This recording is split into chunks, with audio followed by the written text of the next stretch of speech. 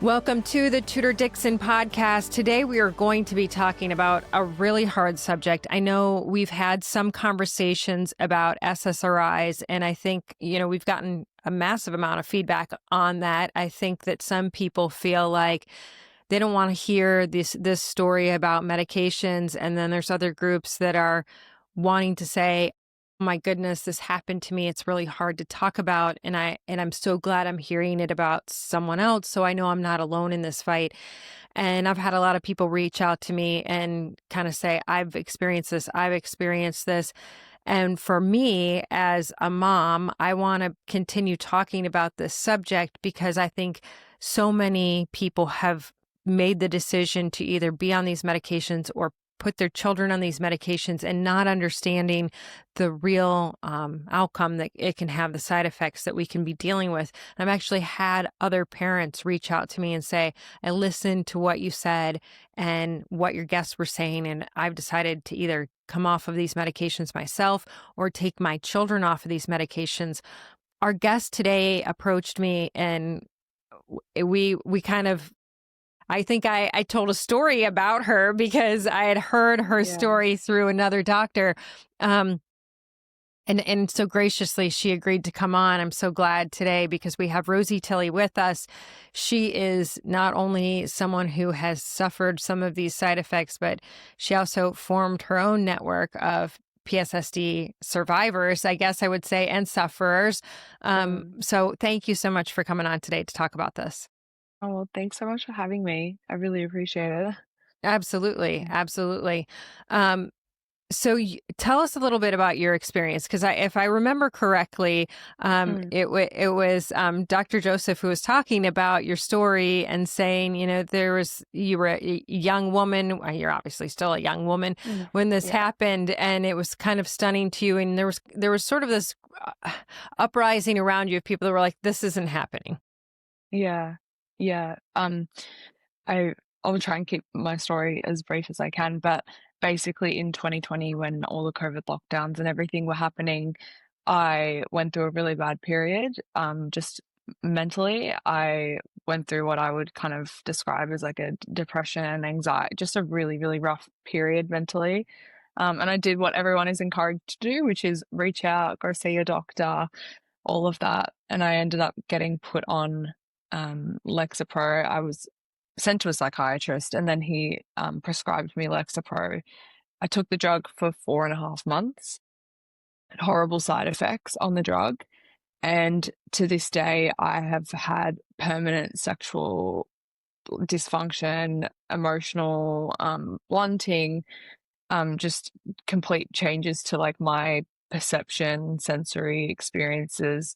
I've had, thankfully, my cognitive issues have improved a little bit over the years, but for the last 5 years, I have, effectively been chemically castrated by this drug, which was something that I was told would happen while you're on the drug, but don't worry, because once you stop taking it, everything will go away, everything will go back to normal, but that's not true.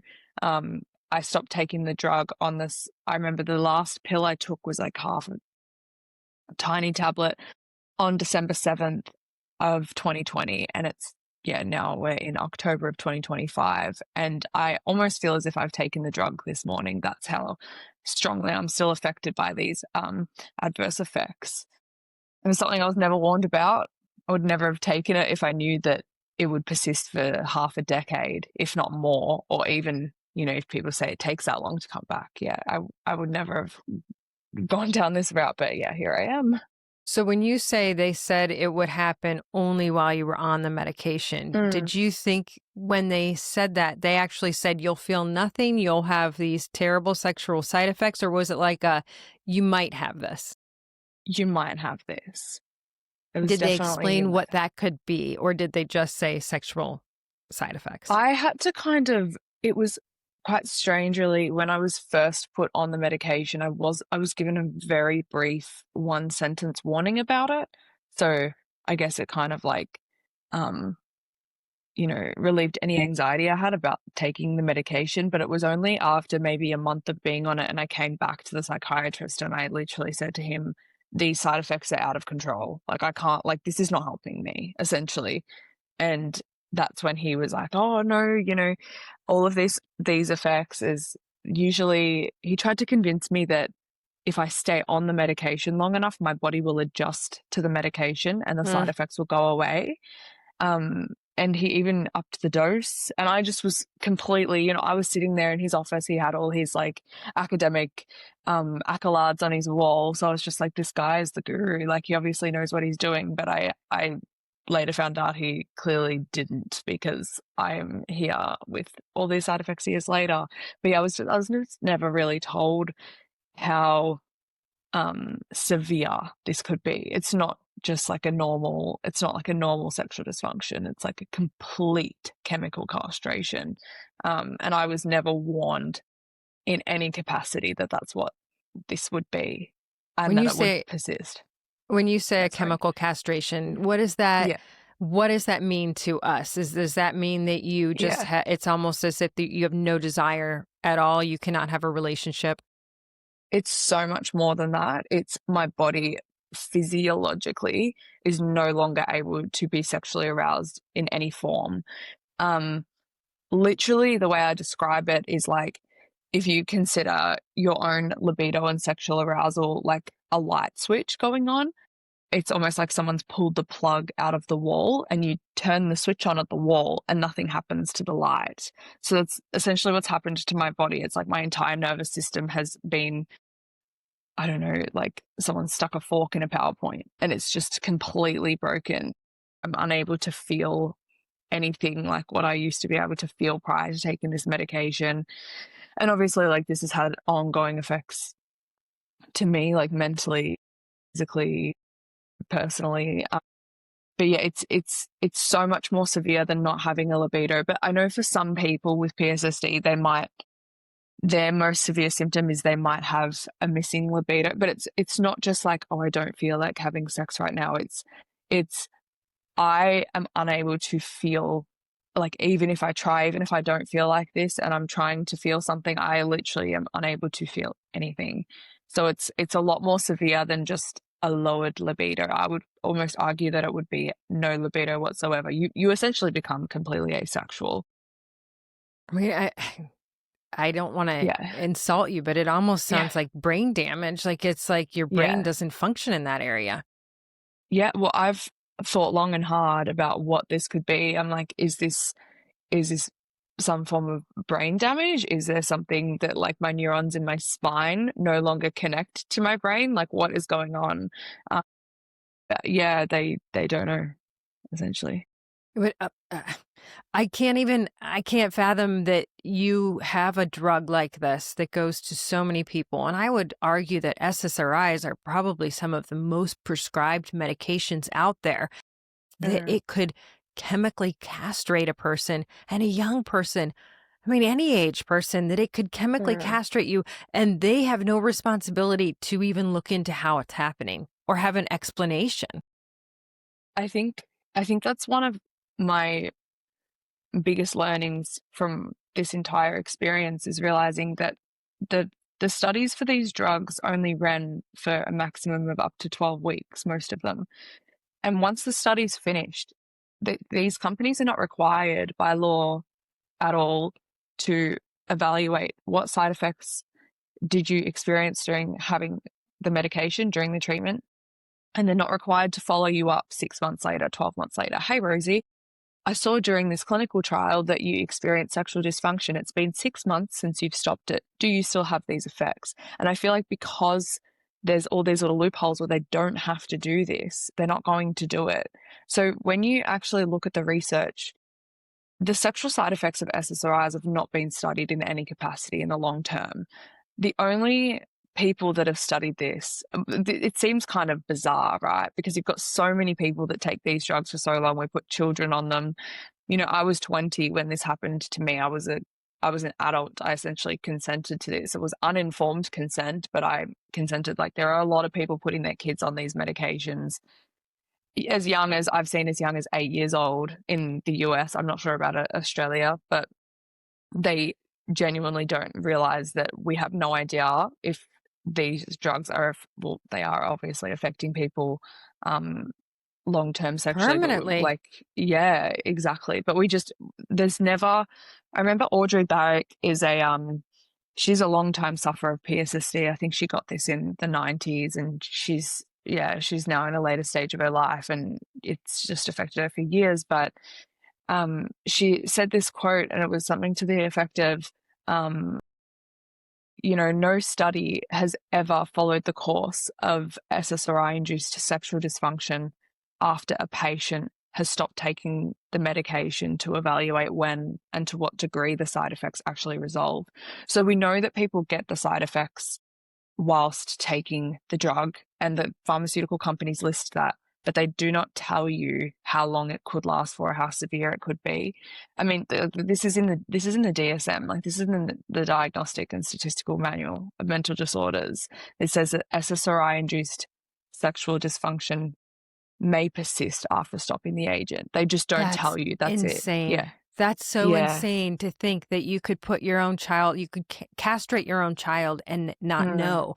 And I don't, when my daughter went into, we took her to a therapist, and they immediately, well, I would say within a month, said that she has to be on one of these medications. And I said, absolutely not. No way. There's no way. And the pediatrician was like, oh, you've got to see a psychiatrist. There's really no reason not to. And there was no way I was not going to put my kid on a medication because she was anxious about washing her hands at school. I'm like, but that was it. I mean, to me, that's the crazy part about it. This was a temporary phase that she had to get through. But we just immediately say, we're going to medicate on so many things. And now, as I've grown as a parent, as I've gotten older as a parent, and I've seen my 4 kids go through these different phases, I've seen that there are hills and valleys like anything else. And there are phases that we grow out of, and there are phases that last longer than others. And I've seen this with, I have girls, but I've seen this with families that have boys. Boys are very rambunctious. They're different than my girls. I can tell you they're different. And they don't pay attention in class. And it's like, I've even had friends that have had teachers beg the parents, please medicate your kid. This is like, too many people think this is normal today to just take a medication. Your situation was, you said during COVID? Yeah. And I think that was just a dark period for so many people. And that was kind of a time when we heard that women in general were, I think, 3 times more likely than a man to be put on an antidepressant during that time. So I wonder how many of the people that were in high school and in college at that age, those are hard ages for women in general, I think. They're just, we're very nasty to one another. It's hard times to get through. And I wonder how many women during that period were put on these. And I have to say that my little experience with it has been only for the doctor to say there could be a sexual side effect, and, no explanation of what a sexual side effect is. I mean, I guess there's been a lot of research into PSSD not a lot of research at all, but there was a study that was done by Dr. Goldstein and his team, which is still yet to be published. We have a couple of clips on our Twitter of one of the doctors, one of the interventional radiologists who's done kind of high-powered ultrasounds on like penile tissue of men that have PSSD, and have discovered severe fibrosis in their entire penis from taking these drugs. Yes. And they have no other variable that could have possibly caused this. Like, these are young, healthy men under the age of, I think it was either 35 or under the age of 30. They have no past history of, any kind of peripheral vascular disease, diabetes, smoking, nothing. They have nothing. They just all simultaneously reported having severe sexual symptoms, and also, as we're finding, as more research is discovering, there's actual damage that has been done to their physical body, to their physical structures, which is something that's quite alarming, because I guess the thing that irks me is that no one's being told this. Yes. Like, that's what I just can't understand. You know, there might be some people that would still agree to take the medication if they were told. I don't know who would, to be honest, but maybe there might be some. But I think it's really wrong when you have like young people and teenagers. Like I just want to say, like, in the PSSD community, it is literally hell on earth. Like, if you wanted to describe hell, you would see what some people go through on there. They lose everything. Like, people lose their family, they lose their marriage, they lose their jobs, and eventually a lot of people lose their lives. And the family around them is also losing. Yeah. I mean, this is to me, I think this is the destruction of interpersonal relationships. And I think it has caused so much more damage than we even know. I mean, I'm so glad that I'm not glad that you've gone through this. I'm so glad that you are fighting this and that you've created this site for people to go to, because it's kind of like a suffer and shame kind of thing, because we're not allowed. Yeah. I think we're not allowed to ever question mental health help. If you come out and you say, I don't think these medications work, it's like, oh, you don't deal with this. You don't know. You don't get to say this. And I think that for those of us who've been on the outside and maybe seen relatives who have gone through this, and you're, I can tell you my experience is to look at someone and go, yeah, I don't even know who you are anymore, because I think there is that emotional blunting. There's that inability to feel like, oh, they need a hug right now, I should hug them. Yeah. It's like there's like you said, the switch is off. There's something missing. So when you talk about the sexual side effects, there are other side effects as well, where you feel like if you're the person who loves that person, you feel shut out. What is it like to be the person in that position? What are some of the stories you've heard of that emotional blunting and inability to connect? Well, when I hear, like, I think a lot of people from the community try and also let people know that it's not just the sexual symptoms that maybe would drive them to a point of suicide. Like, it seems insane to me to even say this, but I actually have spoken with maybe 6 people over the course of the last couple of years in the community. 6 people that I have like messaged online and had multiple conversations with, that I know that have gone on to commit suicide because of this. Like, they're gone now. And like, it's insane to me that this problem is still so downplayed. Like, if you remove like, happiness and pleasure and sex and love and joy and excitement, like what is left? Like, like, these are not trivial things. Like, this is what we are alive for.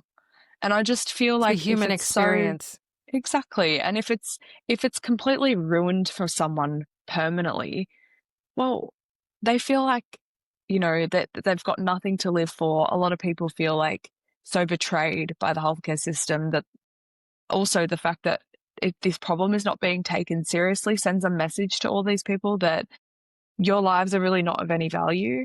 And I think that's what kind of drives people over the edge in the end. And I've seen this happen, like, to people I know, a couple of people I was friends with, multiple times. And I do want to say as well, I know this is like quite haunting, but one of the guys that I was really good friends with, he was living in Switzerland at the time. But I have messages on my phone from him, of him messaging me saying, if I killed myself because of this, sorry, I know this is like really graphic, but No, he said, I think this is what we need to hear. Yeah, I think so too. He said, if I killed myself because of this, people are going to say he had mental health issues, he was depressed, blah, blah, blah. I couldn't even kill myself because of this. And he has now committed suicide because of this. And I have all these messages from him. Like, I wouldn't show everyone, but I could if I needed to. And, when I went on his like Instagram page and I saw his family and friends posting stuff, like, one of his friends said, oh, he always struggled with his mental health. And I just want to say, I really feel like a lot of these long-term side effects from the drugs are being misattributed as mental health conditions, when a lot of it might actually be long-term harm that's come from the drug. Because this is something that I just feel, needs to be spoken more about This is what we keep yeah, hearing doctors saying. These doctors that have yeah, come out and spoken against this, they've said, look, we have the highest number of antidepressants that we've ever prescribed. We are the most medicated society that we have ever been, mm, and we still have one of the highest suicide rates. Why would that be mm, if these are antidepressants? yeah. I think the word antidepressant is also, like it's a really deceiving marketing tool to call this particular drug an antidepressant. I'm pretty sure actually erasing someone's sexuality or causing anti-libidinal effects is the most, what's the word I'm looking for? Like common Depressant. I mean, reaction. it's a Yeah. depressant. Yeah.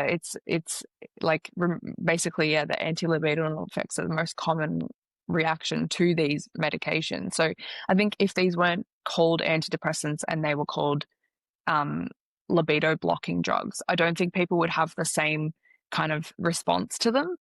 No, definitely not. If that Yeah. were, because Yeah. I mean, that to me is so, this is the crisis. And I talk about this because I really do believe that to have that human experience and to be able to have a partner that is a true Yeah. partner, your partner needs that and you need that. There's Mhm. that is a part of a healthy relationship, is to be able to have sex. And it is, to me, a absolute crisis that nobody wants, because it's taboo, right? We don't talk about sex. Yeah. I mean, we don't talk about the fact that we think it's important in marriages. Too often it goes by the wayside and you see the marriage break up, and we don't talk Yeah. about that either. It's like, this is a subject that is hard to talk about. It is hard to Yeah. talk about the fact that people want to have sex. They should be able to have sex. And you question, you've brought up so many good points, because here you're telling me, you get to this point where you're completely asexual, and that is absolutely heartbreaking. And you were 20. You knew the difference between having a desire for sex Yeah. and now what you are dealing with today, these horrible side effects. Yeah. What about these young kids who are now getting to their teenage years where their friends are all hypersexual? You got your hormones Mm. going, you're interested in boys Yeah. and girls, and they don't feel anything. I mean, this could really be causing a massive collision in culture, in life, in the human experience. Yeah, I'm fully of the assumption that I really do believe that a lot of people that report being asexual or having sexuality that differs from the norm might actually just be suffering from a long-term side effect from a drug and have no idea about it. Because they're not being told. Like there's so many people that have reached out to us personally saying, "Oh my God, I have struggled with this for the most part of my life, and I never realized that it came from the drug. And there's just been years worth of suffering. And I've only just pieced together that I never actually regained my sexuality after taking that SSRI. I thought that it kind of just went away on its own during, some random stage of puberty. So it is really insane to me that this isn't being further investigated. And I see so many posts on Twitter of, millennials and Gen Z having less sex than ever, but they're not realizing that the downfall in sexual behavior with millennials and Gen Z basically mirrors the explosion of SSRI prescriptions. So these drugs are literally used for chemical castration in some jurisdictions. They give them to pedophiles to block their libido. There are articles everywhere about this. It's just that the public don't actually know about it. And we give these drugs to children. And in the same breath, these are all of these effects that I've just talked about are partly the reason why puberty blockers are banned in the UK. The exact same justification. And we just that give it out with seems so SSRIs like it's nothing. Yeah. It Yeah. seems so. I mean, now I feel like there's actually been serious research on Mm, that, because mm, there's been so much drama about it. That's why I want to talk about this, because I think yeah. that the more you talk about it, the more you kind of force those pharmaceutical companies. And what you were saying about them testing them for 12 weeks, they're Mm, testing while you're on the drug. Okay, this is what's yeah. happening in these 12 weeks. They're not following up afterward to say, wow, those side effects that they had during the 12 weeks, they stayed, these went away. There doesn't seem to be any research on that to me, that's devastating. I look at life as the experience of life. I have that from the standpoint of being a mom, being Yeah. married, having kids, all of these things. And I think, in life, we have some really critical needs. Obviously, we have to have food, we have to have water, but I think that you absolutely have to have affection. You have to have hugs. As kids, you have to know that your mom and dad love you. There Yeah. has to be affection there. And in a marriage, I know I just keep beating this drum, but I cannot accept the fact that you can, as a pharmaceutical company, I think this is as big as the opioid crisis, to say I that you have agree. castrated people and you have taken Yeah. away their ability to feel their sexual partner, to feel that amazing connection between you and another person. That is criminal. But it's the thing that it is criminal because there was no warning. Like, telling Yes. someone that you're going to have a temporary effect is very different to having this for the rest of your life. When women go to have a baby, you might have a spinal block. If you have like a C-section baby, and they'll put an anesthetic into your spine, and you'll be numb and you won't be able to walk for 4 hours, and you just be like, oh, that's fine. I need this. But if they turned around and said, oh, by the way, you won't be able to walk ever again, that's very different to having like a temporary effect. Like, once it transitions into a permanent change, it's completely life-changing. Like, this has been completely life-changing for me. And there's people are just not even being told. I mean, there's no warnings for this. The FDA have not released any warnings despite being asked. I remember we found a random document in 2011 of Eli Lilly reaching out to the FDA, telling them that they need to update their warning leaflets, like the FDA warning leaflets for Prozac, which is really a weird timing. Like, myself and the others, we've kind of said, why 2011? Like, the drugs were released almost 20 years prior to that. What? It's almost like they've known this and they've kept it under wraps, and they're just like, hey, can you actually update the warning? Like, but they're not letting the public know any of this information, which is really wrong.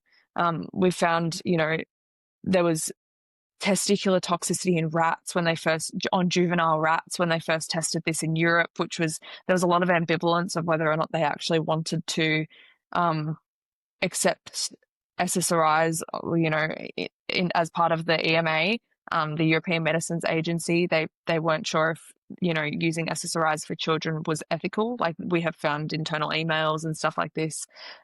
It's insane because now, like, I'm pretty sure 20% of the female adult population is on these drugs. I don't know what the percentage is of children, but I think if people knew that the side effects, I hate calling them side effects because that kind of almost makes people think that it's going to go away, but I these know, it's like adverse the effects permanent could be, effects. yeah, the adverse effects of these drugs could be permanent. I don't think people would touch them, or I think people would be a lot more cautious. Yeah. I don't even think that a lot of doctors believe that that's the case. I've heard people who have gone to their doctor and said, I have these side effects, and they say, oh, that's not from the drug. Yeah. That's not what that's the only change in my life. This is what I have these medications I'm taking, and this is happening on this medication. And they have been adamant. No, you've got to stay on. And even your experience, no, you've got to increase it. If you increase it, that'll be better. They almost treated you like you were nuts for saying this was a problem. Yeah. Yeah. At one point I was having so many issues at home, that to the point that I couldn't even live with my own family because I was just so angry that this happened to me, and no one actually knew what I was going through. Like, everyone was just saying, like, you need to get over this, kind of, because they didn't know that I love my family. Like, I'm just put that out there, but like, they just literally did not know that it wasn't me that was insane. It was these companies were basically gaslighting me and saying, oh no, our product doesn't do that. So they made me feel like I was like all alone for the longest time. Anyway, I ended up having to go to this like youth mental health. It was like a youth mental health clinic organization. I don't even know what you'd call it. We had like a family intervention in 2021 after this happened, after like I had come off the drug because it was so bad, the side effects weren't going away. And I remember rationally presenting to him all this information, and the psychiatrist, like, it's almost laughable to look back at now, but literally sectioned me, said that I was delusional, and basically put me involuntarily into mental health care And on Gosh. all of my documents, he wrote that I have one of the quotes, it was one of my favorite ones. He said that I have firm, fixed delusional beliefs that the medication is causing side effects. That's something like it's such an oxymoron because it's like writing, she has a firm, fixed delusional belief that the Pope is Catholic. Like the drugs do cause the side effects. It's not a delusion. And who are these people to even say that? Like it just became more and more obvious the more time I spent around this. Luckily, I didn't have to take anything in the end. And I actually managed to, rationalize with a different doctor and explain to her, this might sound insane, but this is what I've been going through. It was partly because I asked at the time, I inquired about the possibility of taking what I was told would be a different drug called bupropion that it supposedly reverses PSSD. I never ended up taking it or anything, but I remember asking the psychiatrist about it and she had no idea. But I think they just thought I was insane because they were like, where is she getting this information from? In the end, I didn't have to take anything. And I said, can I go home? And eventually they said, yeah, that's okay. But like what they did was just so wrong. And you could just tell that the people that had no idea what they were doing, like just it completely undermined my confidence in the system. Because I'm just like, if you're the experts and you don't know what you're doing, what hope There's is a there for radical anyone? defense of these pharmaceutical Yeah. companies. That's the crazy thing. Yeah. There's a radical defense of them. Yeah. And so you said that there was a drug that they said could reverse. Have you heard of anybody trying to work on something that could reverse these symptoms? Unfortunately, we have no idea. I think this is another point I want to make is like, we actually have no idea what is causing this. Like, we don't even know why this change would even occur. I mean, with other kind of risks that people need to be more warned about in medicine, at least we kind of know why they're happening and we could even find a way to avoid them or minimize the risk of certain things occurring. But with PSSD, like we have absolutely no idea why this is occurring. And I want to make a point as well, it's not just antidepressants that are doing this. There's another drug, like a hair loss drug called finasteride or Propecia, that is causing virtually an identical syndrome in everyone, not everyone, but in the people that are developing it. All of the long-term adverse effects, like the clinical syndrome looks exactly the same as PSSD. As I got into this, I started to see that too, that Propecia was having the same effect. And people were pointing this out to me once we started talking about this on the podcast. I started getting messages saying, I don't have the SSRI problem. This happened to me because I had hair loss. If I had a doctor tell me you can have hair loss or you could never have sex again, what do you think I'd choose? Yeah. And even then it's almost like there's a company that I can't stand called Hims and Hers that aggressively markets SSRIs and these kind of hair loss pills to young people using I have my friends from the US have these ads pop up on their Instagram. And yeah, I see them all the time. Yeah, that's insane to me because, we're not in Australia, you're not allowed to advertise these drugs, but they advertise so much better. I know it's we just advertise the disease instead. So I just find all of these like aggressive marketing tools from these companies to try and get as many people onto these medications as possible without actually knowing that the effects can be permanent, let alone having to list it on their website at the very least, is just, I think it's criminal. I think it should, this needs to be a criminalized offense. It's so bad. It's so funny. We're so used to them. And I think that as adults, we've become so used to them because we hear the commercials constantly. And a few weeks ago, one of my 12-year-olds was sitting in the kitchen and one of those commercials played. And she looked at me, she goes, why would you ever take that? And I said, and I was like, I've become desensitized to it. I said, what do you mean? And she was like, did you hear all of the horrible things? Yeah. It could prevent you from having nosebleeds, but you're going to have all these other horrible things. And I was like, I guess it's so obvious when you're a little kid and you hear it. I think what you said struck me. You walked in, he had all the credentials. So he Yeah. should have been the expert. You felt Yeah. comfortable. And I think too often Yeah. we feel comfortable with doctors because of that. So you have the PSSD network. That's the Yeah. Post-SSRI Sexual Yeah. Dysfunction network. Tell us a little bit about that, because I think there's got to be people out there that are looking for other people. Yeah. So we just decided to create like a little, almost like a hub, like a network of every piece of academic literature that we could find on the subject, and try and connect with clinicians and researchers, and try and basically this is another thing I want to mention. We are not supported in any capacity by like any external, when there's certain diseases, they receive a lot of funding and grant funding and support and things like that. It's been really hard for us. There are like, we're all self-funding this research. Like, people are putting money into, like a small pool of money to try and get researchers to actually look into this, because it costs an eye-watering amount of money to have to, fund these studies. The pharmaceutical companies have they just spend money on things like this, like it's going out of fashion. But for us, like, it just feels really wrong. You've got people that can't even work that are giving like $100 a month. It's like a lot of money to those people, where like it would literally be not even a drop in the ocean to these companies that should be the ones paying for it, essentially. But I think that what we've tried to do is, work together to create a network so that we can get research into the condition, and like more so, we just want to get it officially recognized. I mean, it's just been so gaslit for so long, and it's just been too easy for these doctors to say that's not possible without actually having to do any further investigation. Like, they've just been given some sort of authority to say, no, that's not true.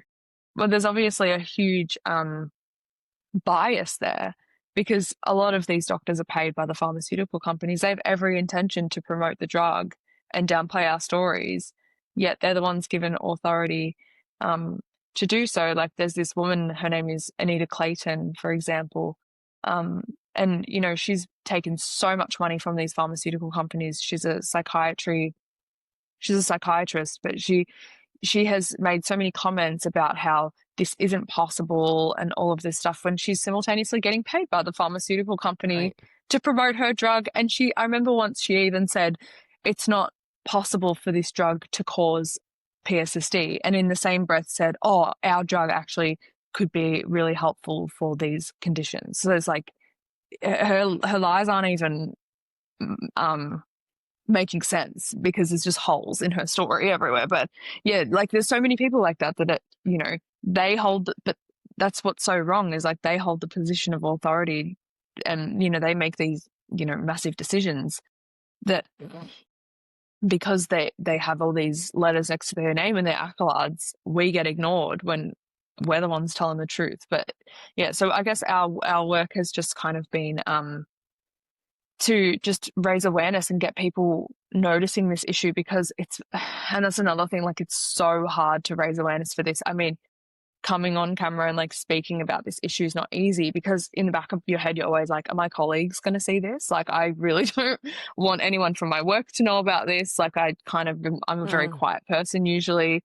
And there's so many people that feel like they just can't raise awareness. So we're just trying to That's what I create mean. like It's a one subject hub. that has historically been so taboo to talk about sex and sexual desire. And it's like, you shouldn't talk about that. You shouldn't ever acknowledge that. And yet you have doctors who are unwilling to acknowledge it. This is the problem that we have. And I would argue, I've talked to several experts now in the field, and I would argue, is there really a benefit to these medications? Are they, I mean, I've had some doctors who have been like, well, in certain situations when it's for a short period, I can see how it could be helpful if someone's going through something really hard. But then ultimately, if they happen to be get the bad lottery where they have these terrible side effects, was it worth it to go through a 6-week hardship and take these meds and then find out that you've got a lifelong hardship. It's just a new hardship and a different type of hardship, and one that is much longer lasting. This is, to me, I just think it's criminal. I just think it's criminal, and that we've had this like mafia of pharmaceutical companies that have had the government covering for them. And that's why I talk about this, because I just can't believe the government hasn't had to come out and say, we want answers. We want answers as to how these people's lives could be like this. So what is the future for you? Do you see having relationships and children, and what do you see for yourself?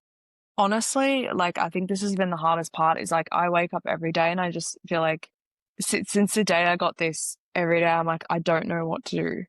I just genuinely don't know what to do. I don't know what is going to happen in the future. I try not to think about it. I just try and live each day, and just focus on what I can control in the immediate term. But like long term, I know this has changed my life forever. I don't know where I'll be in 5 years. I don't know where I'll be in 10 years. I try not to think about it, because it's just like, I used to have like kind of like a plan of what I would want for my life. And now that's been completely changed, not just because of my sexuality, but like the emotional blunting. Like, I just feel completely different. I'm just a different person now. So I guess we just try and raise as much awareness, and we just really want research to investigate this problem. I mean, I think one of the hardest things is like, this is something that might be fixable, but no one's allocating any resources to actually help us, because people are too busy trying to suppress the problem and say, that's not my fault, we didn't cause that, we're not, they would rather defend themselves rather than just look at us from like a human standpoint and be like, okay, this is a problem, they need help.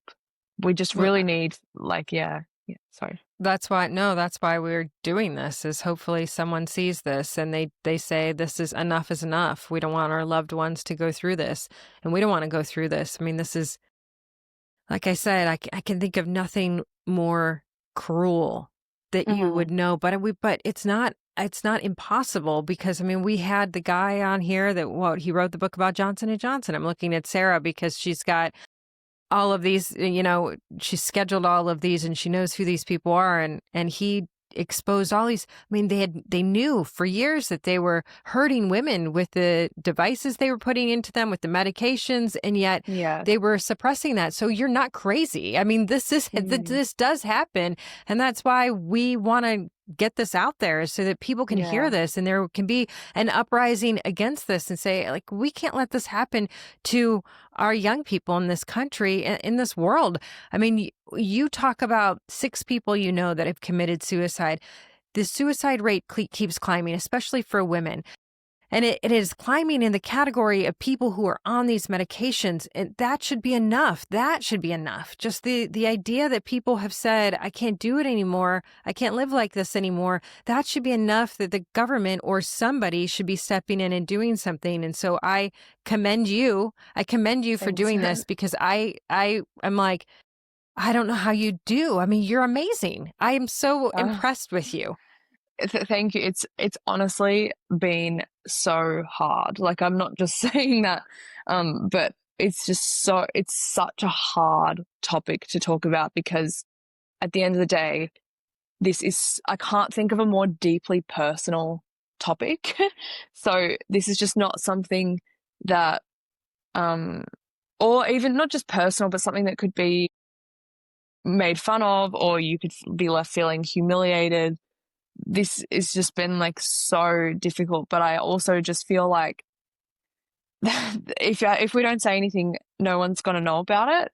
And I also feel like sometimes it doesn't, we've had amazing advocates speak up about this, like Joseph Woodering and, a lot of others, but sometimes I feel like it does have to come from the person that's experiencing it firsthand to actually tell people what this is like. Because honestly, I remember hearing a PFS sufferer, a post-finasteride syndrome sufferer, explain this as a complete biological paradigm shift. And that's how I feel. It's just like, I've just gone through this tunnel and come out the other side, and now I'm just like living this weird existence.